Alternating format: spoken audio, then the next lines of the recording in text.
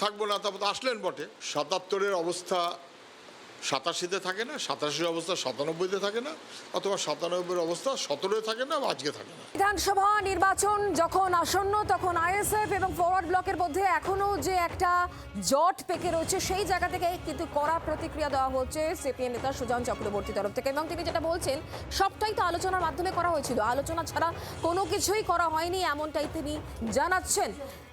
যে ক্ষেত্রে একটা জট তৈরি হয়ে রয়েছে, সেই জায়গাতে সুজন চক্রবর্তী তিনি একেবারে কড়া বার্তা দিচ্ছেন। তিনি বলছেন আলোচনা চলছে, ওরা এমন সব আসন থেকে সরে আসতে চাইছে যেসব আসনে আগের বার ওরাই দাঁড়িয়েছিল, এমনটাই মন্তব্য সুজন চক্রবর্তী সিপিএম কেন্দ্রীয় কমিটির সদস্যের।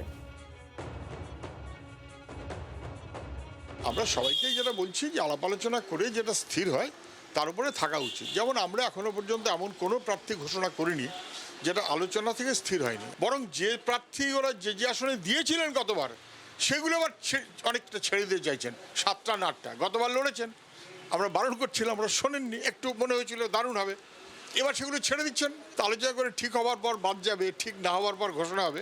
ওরা নিশ্চয়ই এগুলো বুঝতে পারবেন। আমার ধারণা আইএসএফ কেন বুঝতে পারবেন না, আইএসএফ বুঝবে যে মনোভাবে চলা উচিত তার বাইরে গেলে ঠিক হয় না।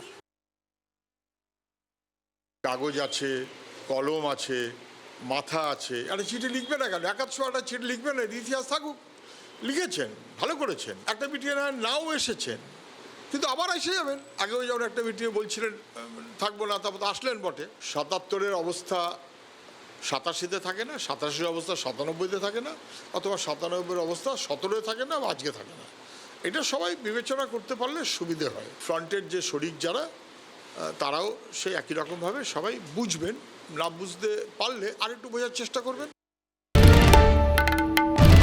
বাংলার আওয়াজ, বাঙালির আবেগ, জি ২৪ ঘন্টা।